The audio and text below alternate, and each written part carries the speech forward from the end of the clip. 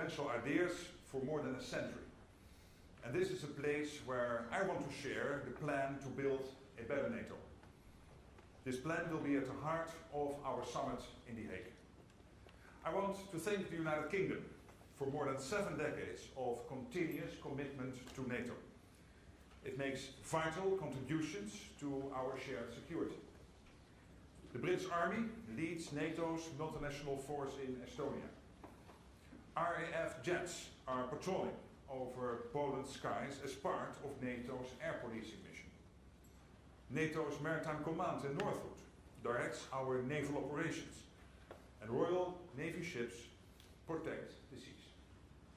With a NATO-first policy at its core, I also warmly welcome the UK's new strategic defence review. It will strengthen and modernise Britain's armed forces and enhance NATO's collective defence. Commitment has a cost, and I welcome that the UK government will spend significantly more on defence in the future. I know we can count on the United Kingdom as we start the next chapter for NATO. In just 2 weeks, I will chair the NATO Summit of Allied leaders in The Hague. And this summit will transform our alliance. We will build a better NATO, one that is stronger, fairer, and more lethal, so that we can continue to keep our people safe and our adversaries at bay. Because of Russia, war has returned to Europe. We also face the threat of terrorism and fierce global competition. Russia has teamed up with China, North Korea, and Iran. They are expanding their militaries and their capabilities. Putin's war machine is speeding up, not slowing down. Russia is reconstituting its forces with Chinese technology and producing more weapons faster than we thought. In terms of ammunition, Russia produces in 3 months what the whole of NATO produces in a year. And its defence industrial base is expected to roll out 1,500 tanks, 3,000 armoured vehicles, and 200 Iskander missiles this year alone. Russia could be ready to use military force against NATO within 5 years. 5 years. Let's not kid ourselves. We are all on the eastern flank now. The new generation of Russian missiles travel at many times the speed of sound. The distance between European capitals is only a matter of minutes. There is no longer East or West. There is just NATO. China is also modernizing and expanding its military at breakneck speed. It already has the world's largest navy, and its battle force is expected to grow to 435 ships by 2030. China has also built up its nuclear arsenal, and it aims to have more than 1,000 operational nuclear warheads also by 2030. Those who stand against freedom and democracy are digging in, preparing for long-term confrontation, and trying to dominate and divide us.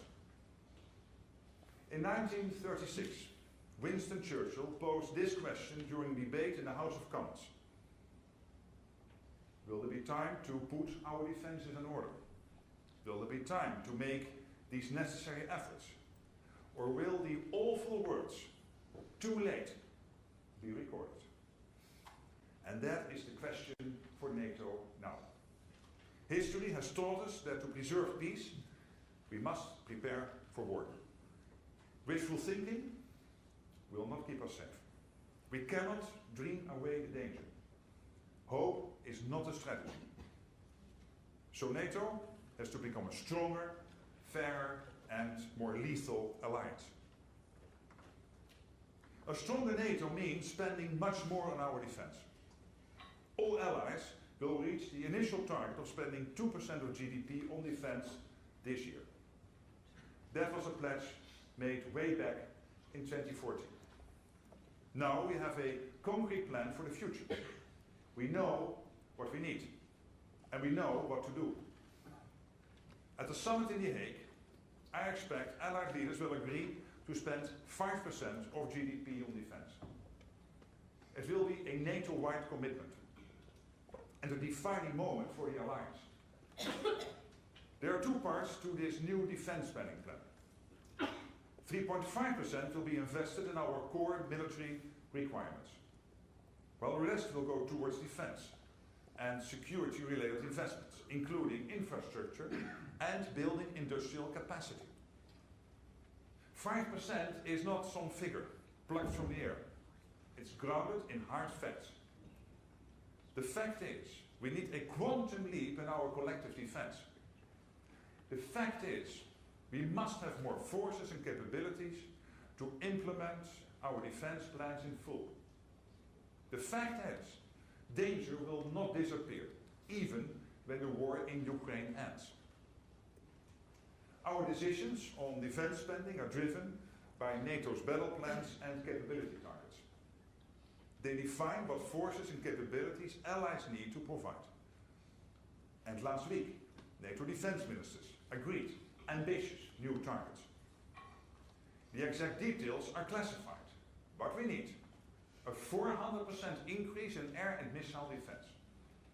We see in Ukraine how Russia delivers terror from above. So we will strengthen the shield that protects our skies.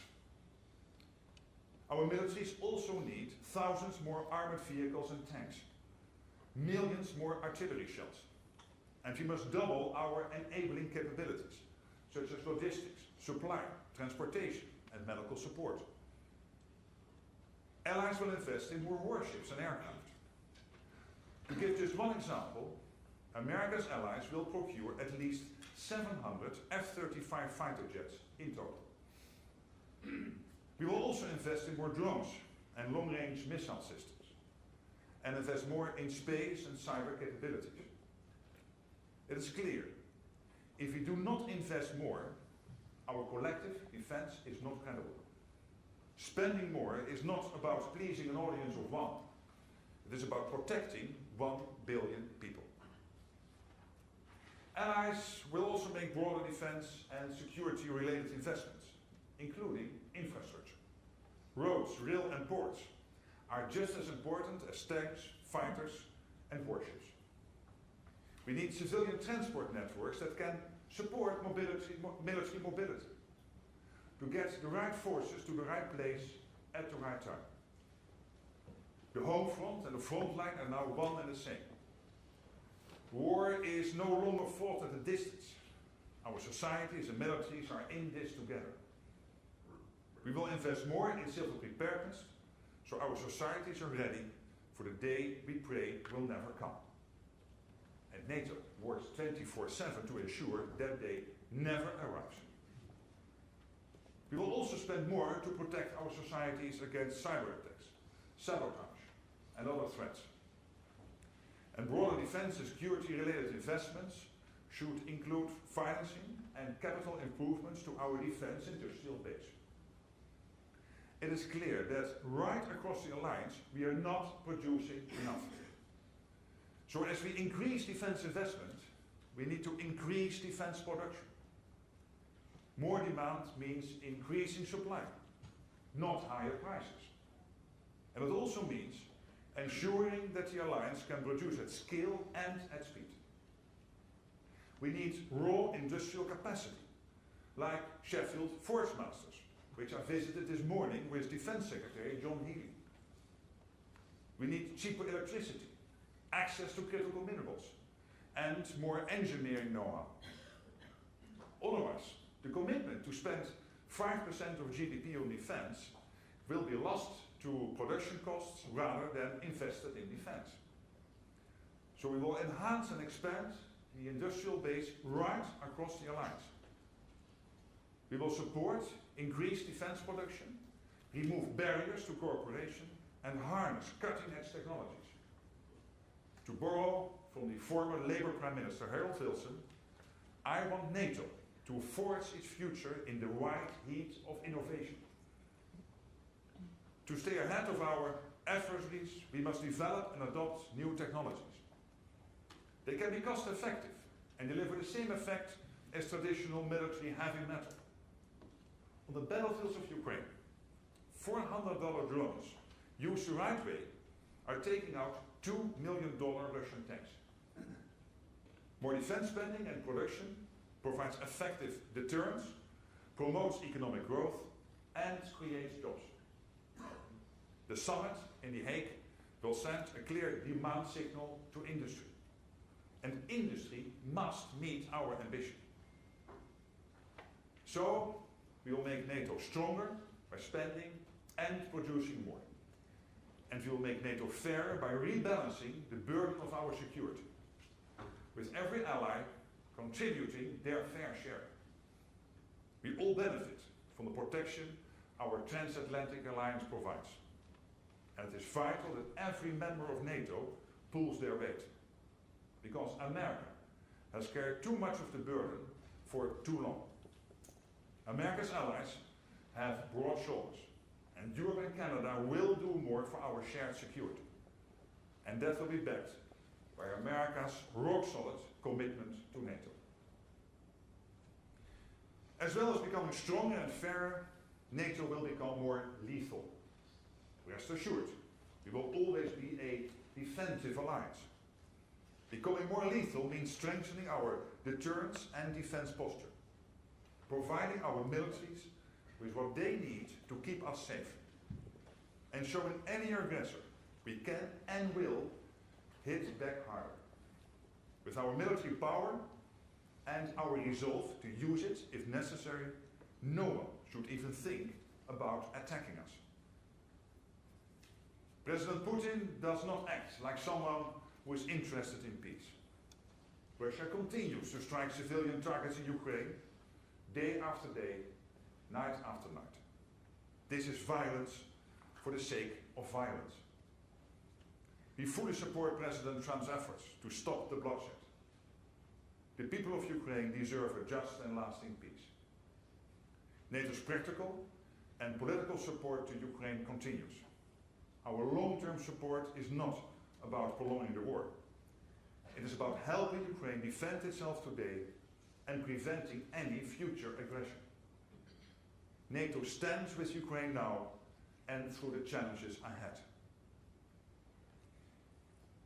In an age of uncertainty, a strong transatlantic bond is essential. And the enduring commitment by all NATO allies to Article 5, that an attack on one is an attack on all, sends a powerful message. We will defend against any threat from any direction. History has shown that North America and Europe working together is a winning combination. The venue for our summit in The Hague is on Churchillplein, Churchill Square. His bulldog spirit is alive today in NATO. We have the confidence, commitment and courage to do whatever it takes to protect our way of life. There are no second chances when it comes to our security. So we will deliver in The Hague. Friends can be frank with each other, and there will be tough decisions to take. But let us not lose sight of what is at stake. The security of 1 billion people on both sides of the Atlantic. Together, we will secure peace through strength. Together, we will make our alliance stronger, fairer, and more lethal. And together, we will build a better NATO. Thank you.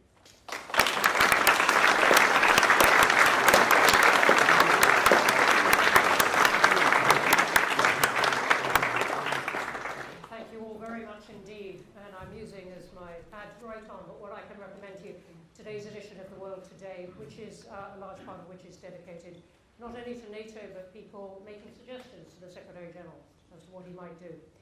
Thank you for that speech. Let me ask you, straight away, you've used the word lethal quite a bit. What point are you trying to make to that? The point I want to make is, yes, we are still a defensive alliance, but we are deadly serious that if anyone tries to attack us, that the consequences for that attacker will be devastating. Be it Russia or anyone else who tries to do anything against us. And we have to be absolutely clear. And this is not only about the money and the weaponry, it is also about the mentality that we do realize that there is a lot at stake here. And the people trying to act against us must understand this. So what is the main threat to NATO members? Is it Russia, which everyone in Europe is very conscious of, or is it China, which seems to be the focus of the US's alarms in the world? The main long-term threat against NATO is Russia, there's no doubt. But you rightly said there is more than Russia. And NATO was never established to fight only the Soviet Union. It was there to protect NATO territory from anyone who tried to attack us. And what we see at the moment is an enormous build-up in China of their military capabilities. I mentioned in the speech, including what they do Navy-wise. They will have in 2030 100 more ships than the US has currently. And they have a defense industrial base in China to build even more ships, which the Americans at this moment can absolutely not compete with. And this is one of the big issues we have, that when it comes to defense spending, there is an issue with Europe and Canada. When it comes to defense production, there is an issue with Europe, Canada, and the United States. Because all over the alliance, we are not producing enough. And China is working together with North Korea, Iran. They are supporting, as we all know, Russia's war effort against Ukraine. So these four working together is, of course, a relevant development. So yes, Russia, but clearly also focusing on what China is doing, and of course, the fact that these four working together and North Korea are getting the latest technologies from Russia and others in return for their support to Russia in the war effort against Ukraine. So in terms of strategy, it is Russia, it is China, and it's the others working with it, all of these. Yeah, so NATO wants to protect its territory for 1 billion people. And of course, when you ask me what is your first and main threat long term, it is Russia, absolutely. But we have to be conscious of what is happening. And I was visiting 2 months ago Japan, speaking with the whole senior leadership there. And of course, they are very worried about what's happening in the Pacific. They really very much value the relationship they have with NATO. That is also true for Korea, the Republic of Korea, for Australia, for New Zealand, the so-called Indo-Pacific Four. And it shows you that we cannot think that there is one theater which is the Euro-Atlantic theater. Yes, of course, that's the main theater we are focusing on. But we have to be conscious of the fact that this is all interconnected with what is happening in the Pacific. And the war in Ukraine, Russia's unprovoked war against Ukraine, clearly shows that all these countries work together. Can NATO survive a drawdown of US presence in Europe and some of the questions that the US has directed at NATO about its value? Since President Trump came in office, in the first couple of weeks I got many questions from European leaders. Will the US stay committed to NATO? And I told them, I said, well, you might want to put on your television and listen to President Trump when he has President Macron in office, or Prime Minister Starmer, or Prime Minister Maloney, when I was visiting, and recently, of course, Chancellor Merz. And there is a total commitment from the American president and down the whole system to NATO, but also an expectation. The expectation is that we in Europe and Canada will indeed equalize in spending with the US. And we have to do that, not only to equalize, but we need that 3.5 core defense spending to be able to deliver the capability targets. Then there's the question, okay, if they then stay, Mark, with NATO, might they all of a sudden decide that soccer should be a European general, the Supreme Allied Commander, which has traditionally always been an American general, because there were these rumors.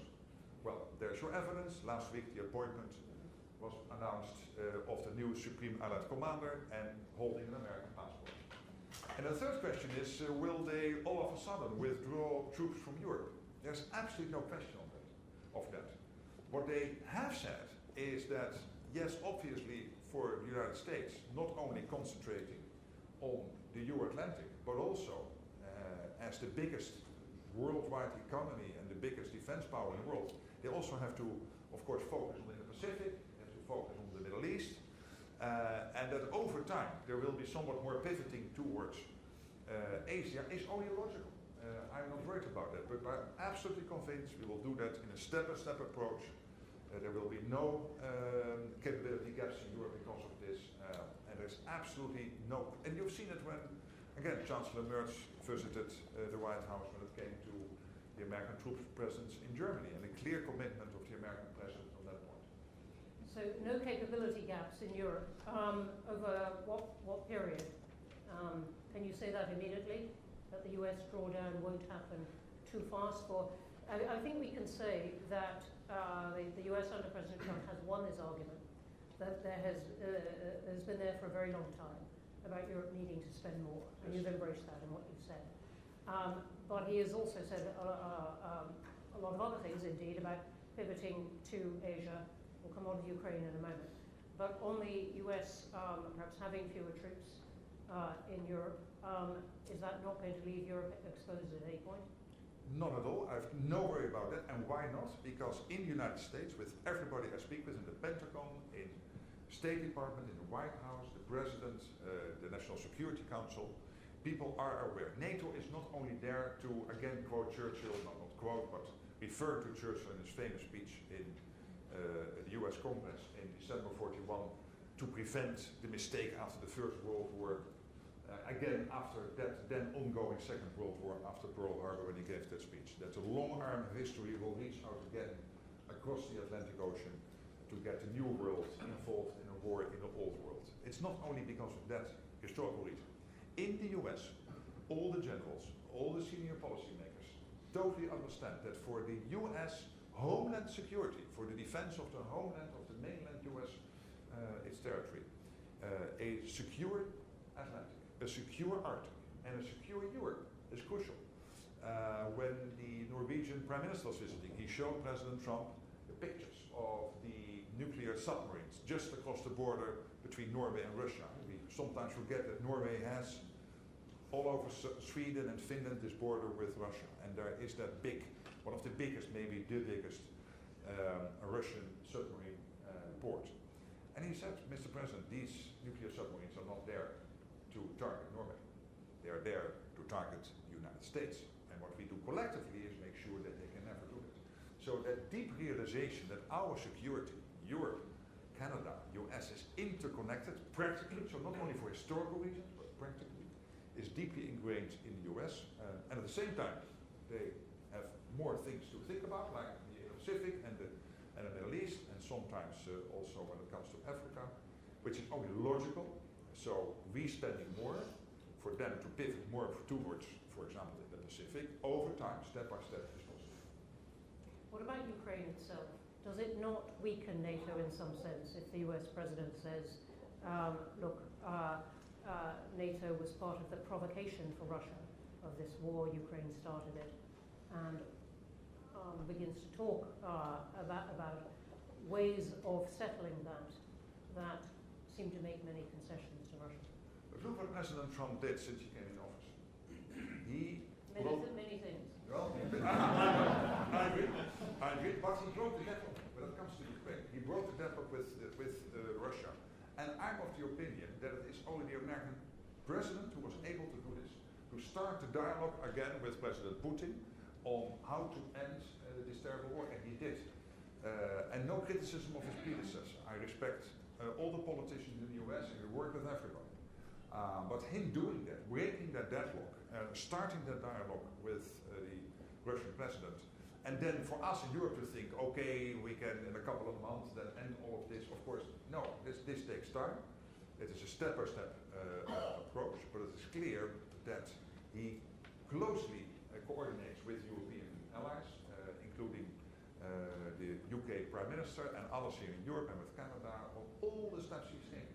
And every phone call he has with President Putin, he prepares with Europeans, and he then briefs out to the Europeans and the Ukrainians afterwards. But him doing this, I think, is extremely important, because it is the only way to step by step bring the Russians to a position where they want to end it. To end it and not continue.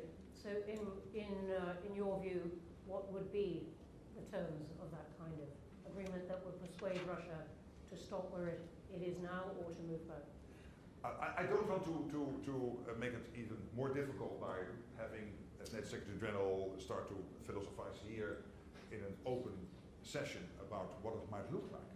But what we do know, what we all agree on, is that whatever the long-term ceasefire, or even better, a real peace agreement will look like, the most important thing is that post that long-term ceasefire and or peace agreement, we have to make sure that it is lasting, that it is durable, and that Putin will never ever try to do this again. And this is why Keir Starmer, the British Prime Minister, together with the French President, and now with a large group of European countries in Canada, is working on what security guarantees might look like.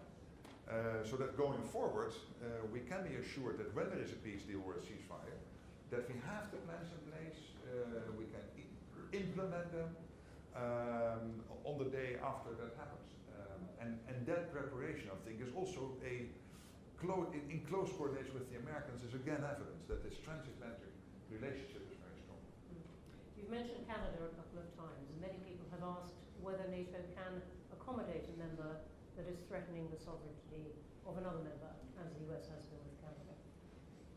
Well, obviously, as Secretary General of NATO, I never comment about discussions between NATO allies. But I've seen a very successful visit of the Canadian Prime Minister to the White House. So it's my impression that whatever issues there are, they are dealing with that in an amicable way. NATO, turning back to Europe then, NATO is working, many people have said, very closely with the European Union at the moment, but there are still big differences of opinion within the European Union, within European members, particularly on Russia. How do you accommodate that? You're obviously not responsible for what all these prime ministers and presidents say, but still you are trying to arrange some kind of agreement and strategy between them. I'm thinking of Hungary and Slovakia's attitudes to Russia, for example. And by the way, they are all also allies within NATO, both Hungary and Slovakia, and we are always able, in the end, to come to an agreement with the 32. NATO was never established to have a kumbaya where we would immediately, from minute one, agree on everything. So to have that debate as democratic societies within a democratic alliance, which is based on unanimity, I think only strengthens the alliance. And when it comes to the cooperation with the EU, you're right. We are working closely together with the European Commission, with Ursula von der Leyen, the President of the European Commission, Antonio Costa, the Chair of the President of the European Council, but also with the High Representative, Kaja Kallas, with the President of the European Parliament, with Andris Kubilius, the Defense Commission. It's a real close cooperation, where we all agree that when it comes to the division of labor, NATO is about the hard setting of the hard standard setting, making sure that we know what we need in terms of capabilities, the standards when it comes to our systems and weaponry, etc. And the EU is in the position of the power of the internal market. For example, getting the industrial base going, making sure that these investments will take place, that ultimately in a couple of years we will not conclude that we still buy the same amount of weaponry, which is far from enough, but at a higher price. And that cooperation is really working very well. And how would you explain to people who are running a government now, a democratic government, how to explain to their voters why so much money is suddenly needed on defence? The numbers are going up. This government has taken time to commit to 2.5%. Suddenly people are talking about 3, even 5, as you're saying. So they have to go, as this government will. Wednesday has its spending review in Parliament, illustrating how much money there isn't for lots of things. How would you suggest to them that they explain to the voters why this is so necessary now? I would explain it in a way by saying that the world we thought we were entering in after the Berlin Wall came down is definitely gone. This whole idea that we would have a sort of pleasant, peaceful living together with the Russians is gone. That Vladimir Vladimirovich Putin is clearly expansionistic. What he has done with Ukraine is really staggering. The amount of death on both sides, also on the Russian side, by the way, is amazing. The investments he is making, his economy is on a total war footing. As I said in my speech, and let me repeat it again. NATO economy is 25 times bigger than Russia. It's 50 trillion, and the Russian economy is 2 trillion. That 2 trillion economy is producing 4 times as much ammunition as the whole of NATO is producing at the moment.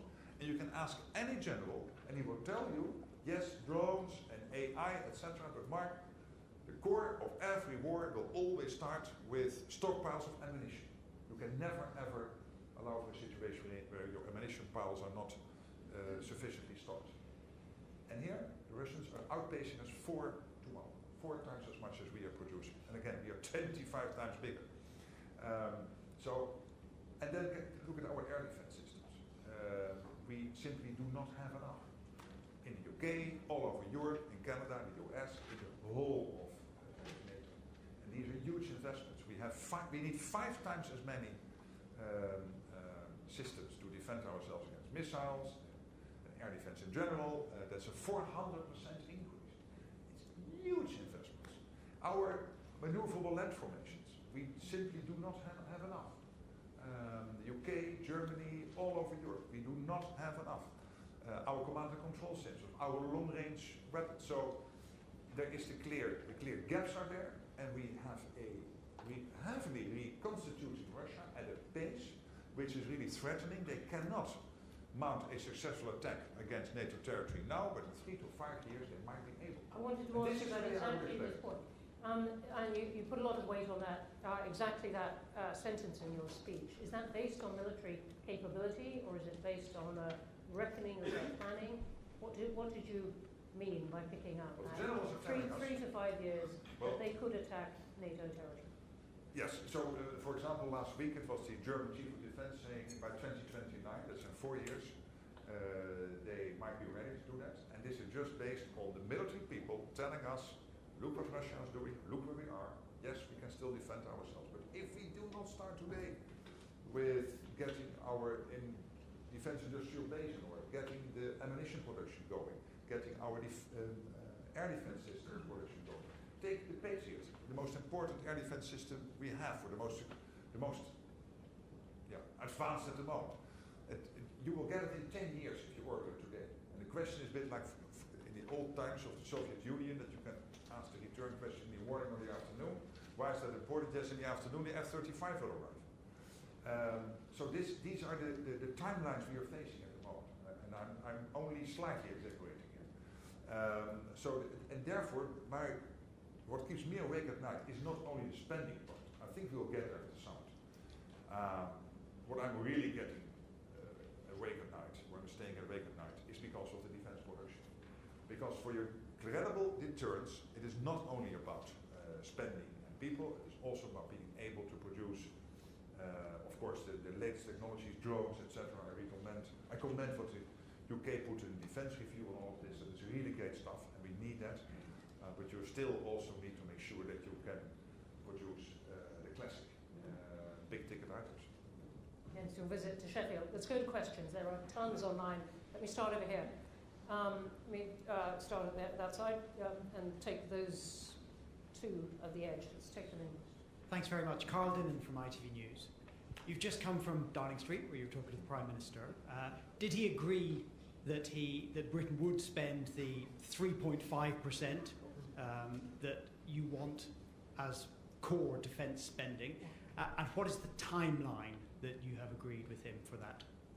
Well, obviously, I don't have a vote in the NATO summit. I'm holding the GEF.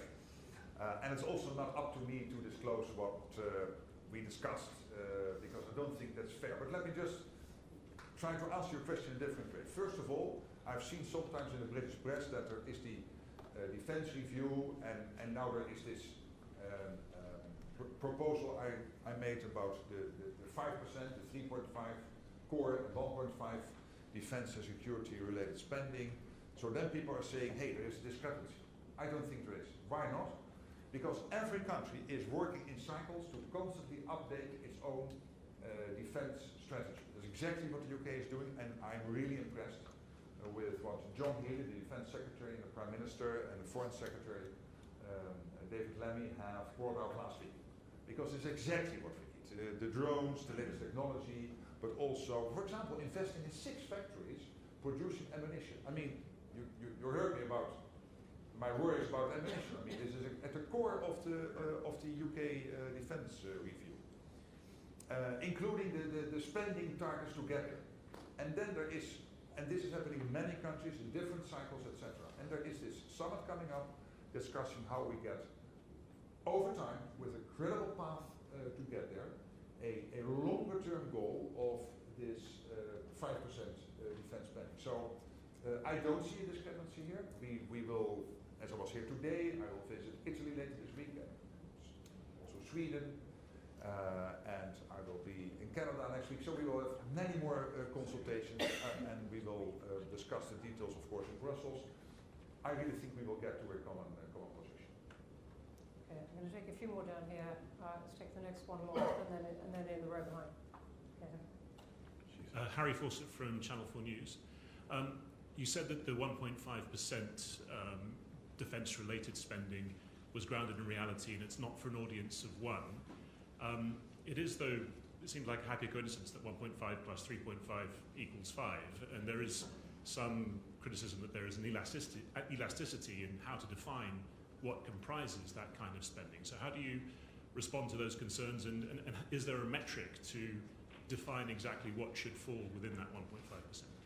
So what we did, we have the old 2%, which was agreed in Wales, and there are clear definitions what you can count to the 2% core defence spending. We are not going to change those criteria. So they will remain, and the 2%, if I get my way, will be 3.5%.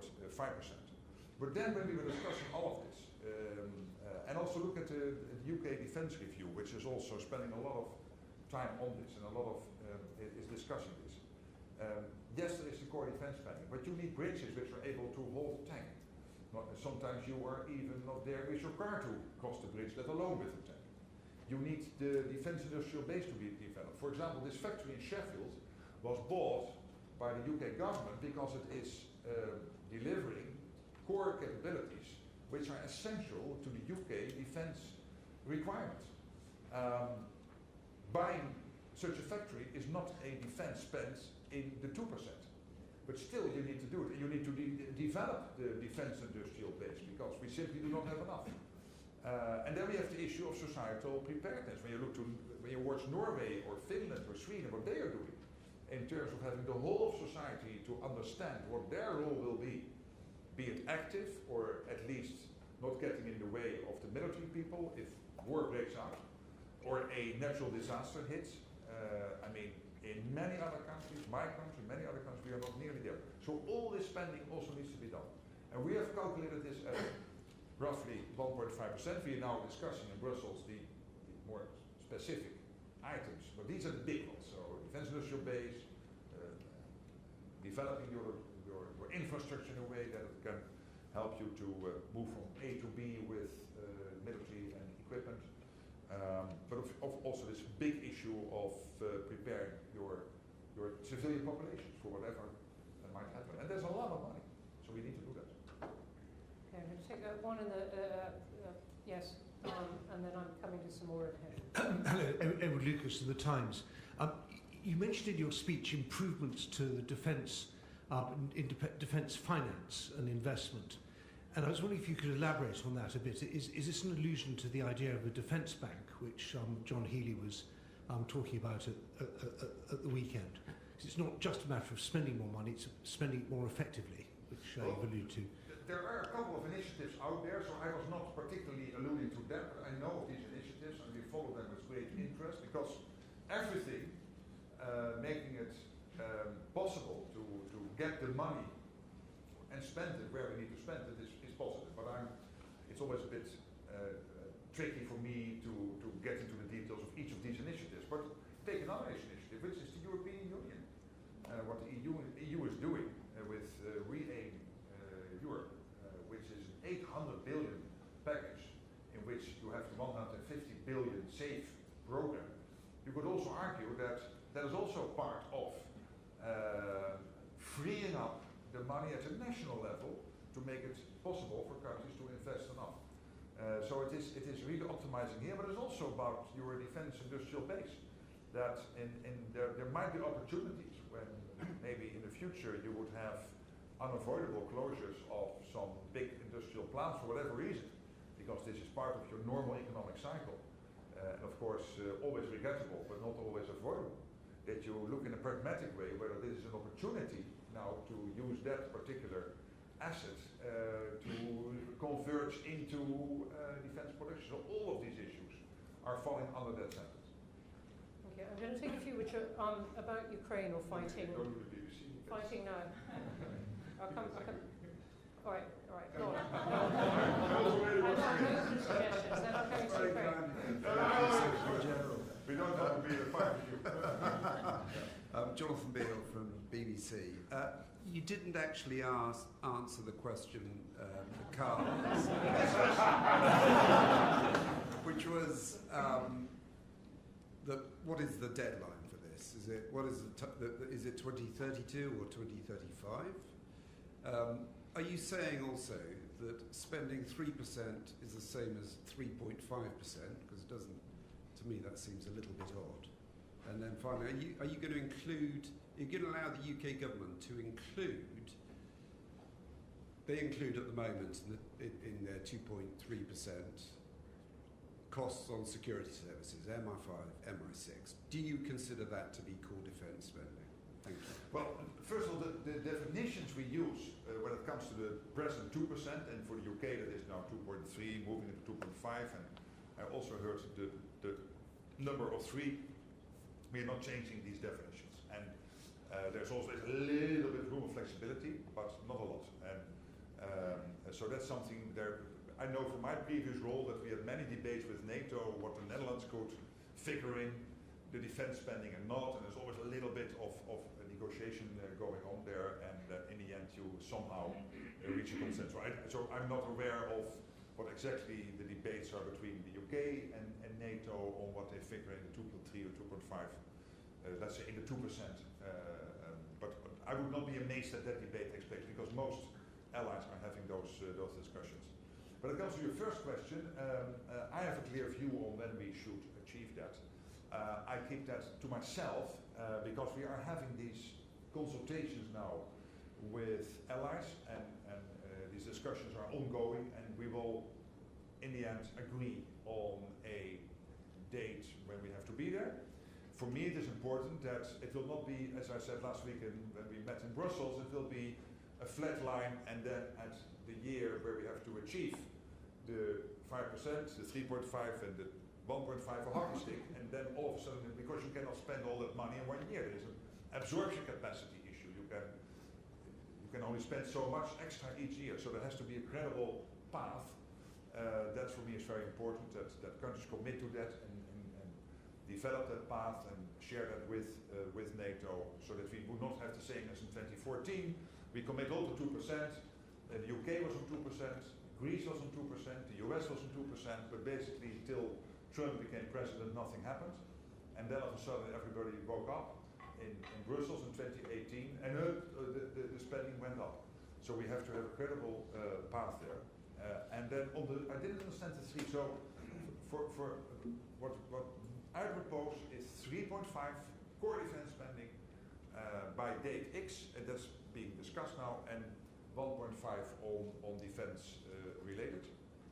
So we are not putting out a number of 3 anywhere. Okay. So anyone got a question on Ukraine and Russia? There's quite a lot online. I want to take a whole group. Let me take several on that. Aricia, who's here, and then I'm going to come right to the back. Thanks very much, Bronwyn. Thanks, Secretary General, for coming and speaking to us.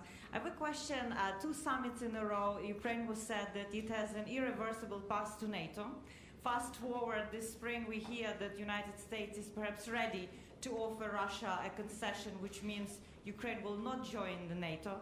So my question is whether such concession would make NATO better or worse, and will Ukraine join you in The Hague? Well, first of all, my aim now is for this summer to have a very concise list of conclusions, so a communique which is concise. You know, from the last Washington summit, I think it was 60 pages, 19 paragraphs. It will be considerably more condensed than that. And that means that you do not always have to repeat every sentence and every previous made commitment, because it stands. The strategic concept stands, the Washington communique stands. So the irreversible path of Ukraine into NATO is there, and it is my assumption it is still there after the summit. Whether it is again in the communique or not, I think that's not relevant, because all the language we previously agreed on is there till we decide it is not any longer there. So I pretty much presume that at my presser after the summit, I will repeat that sentence as being part of what NATO agreed. And we are building that bridge as we are speaking, through the command in Wiesbaden, through the organization in Poland we have jointly with Ukraine to capture all the lessons, through the comprehensive assistance package, all the other activities.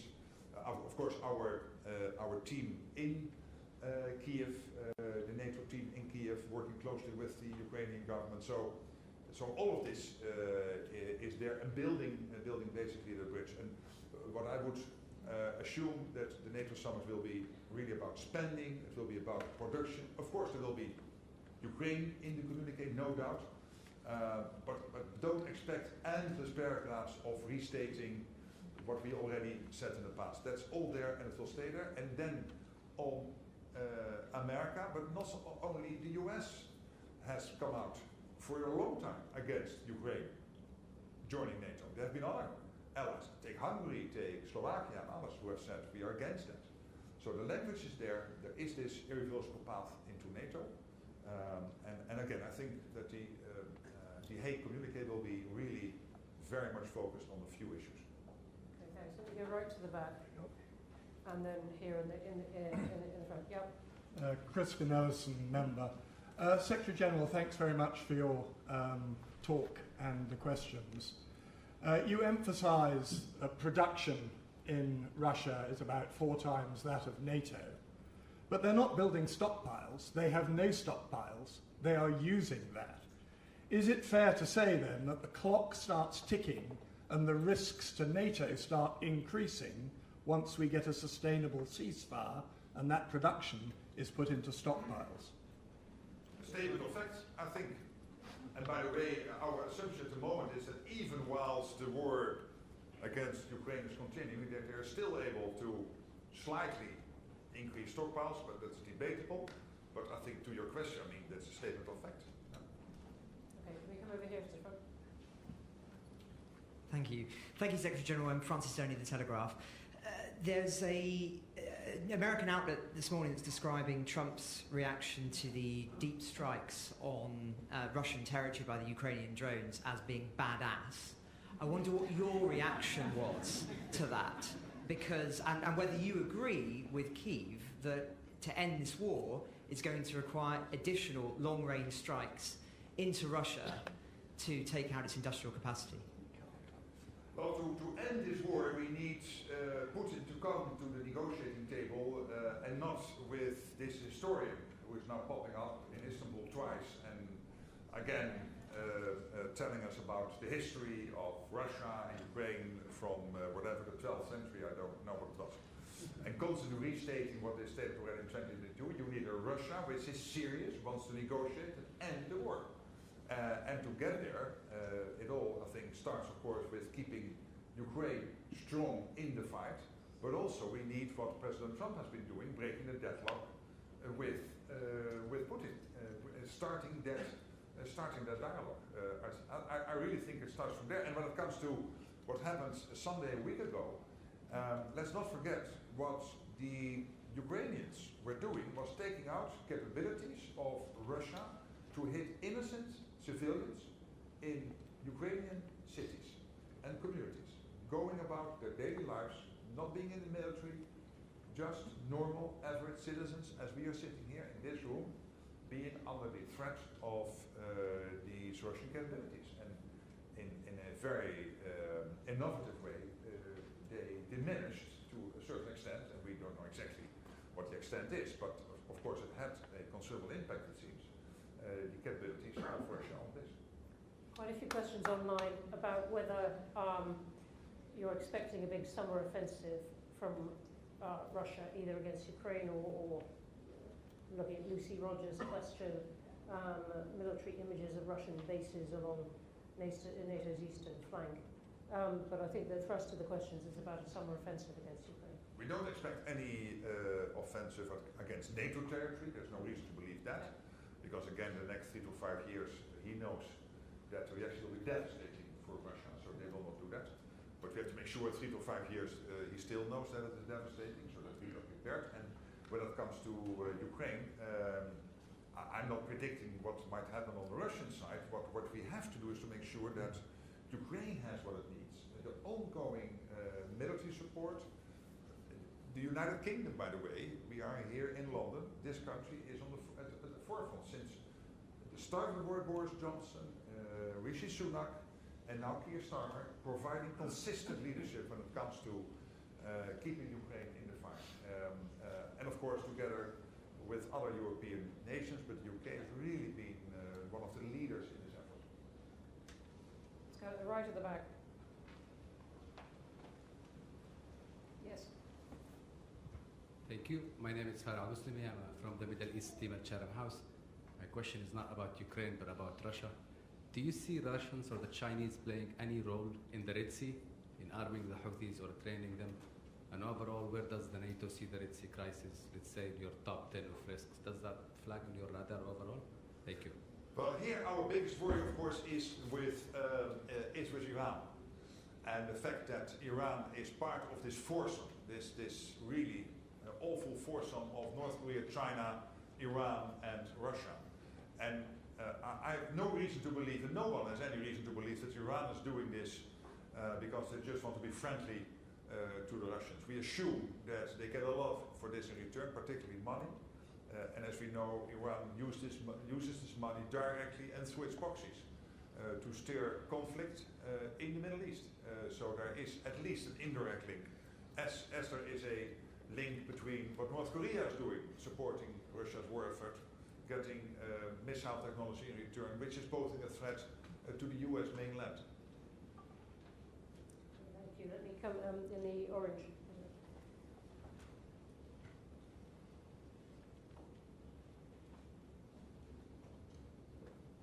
Danielle Sheridan from The Telegraph. Do you think this How many Wednesday... are here from The Telegraph?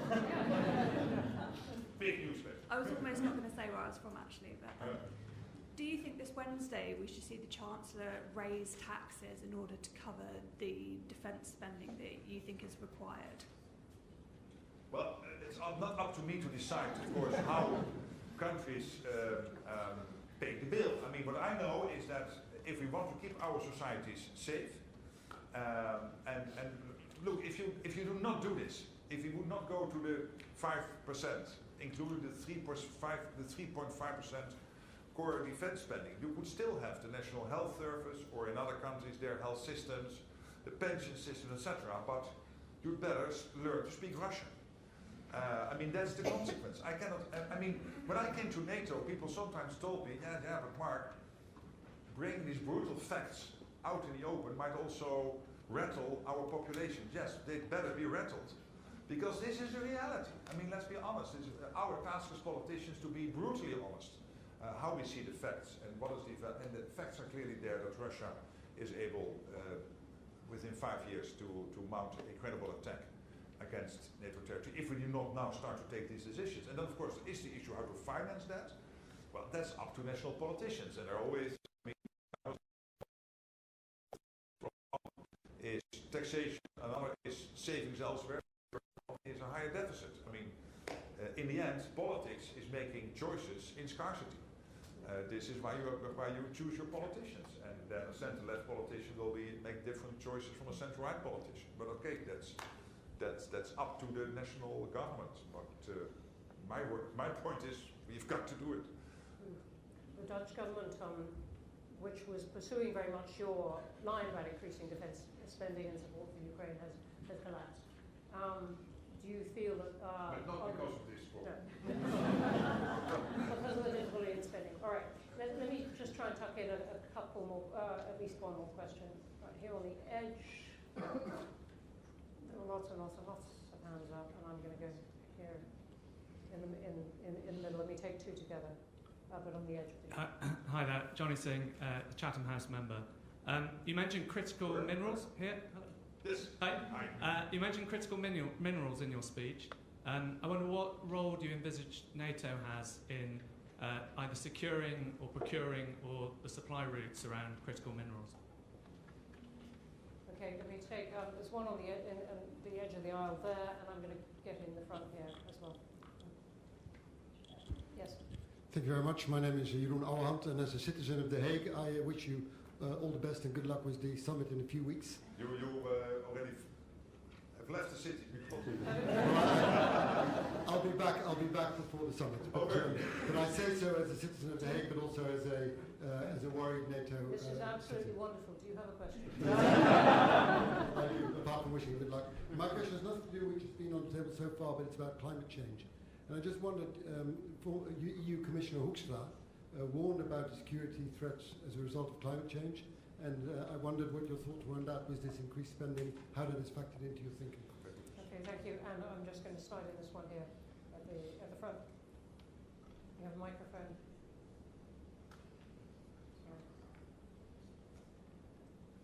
My name is Hashan Shinkuri. I'm a Chatham House member and I work for Mail Online.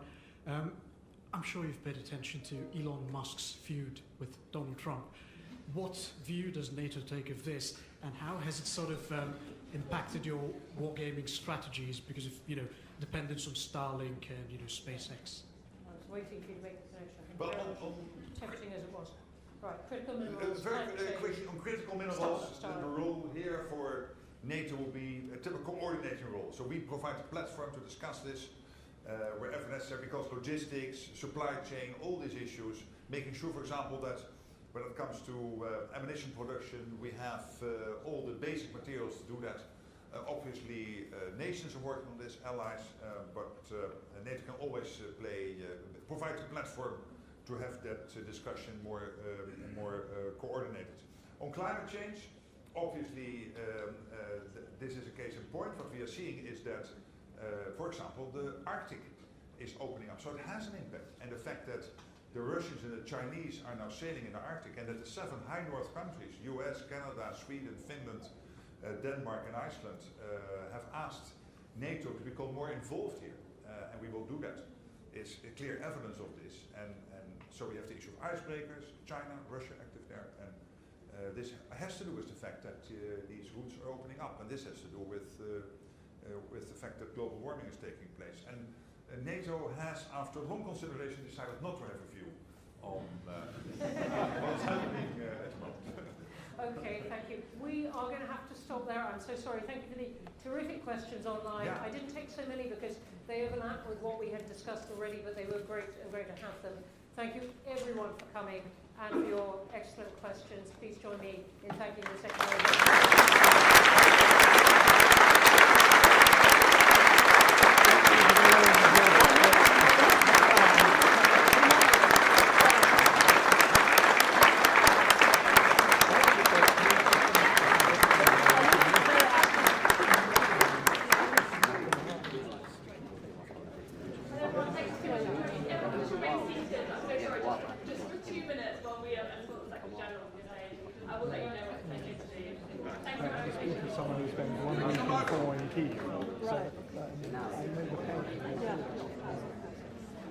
But anyway, good to meet you. Yeah.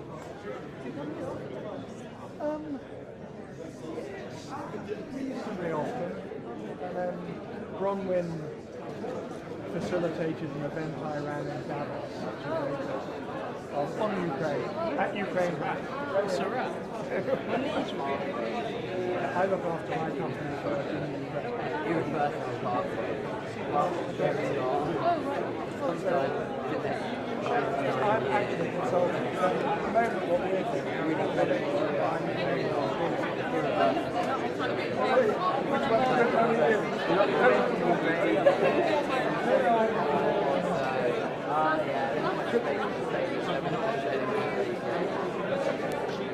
Gosh, a lot of words.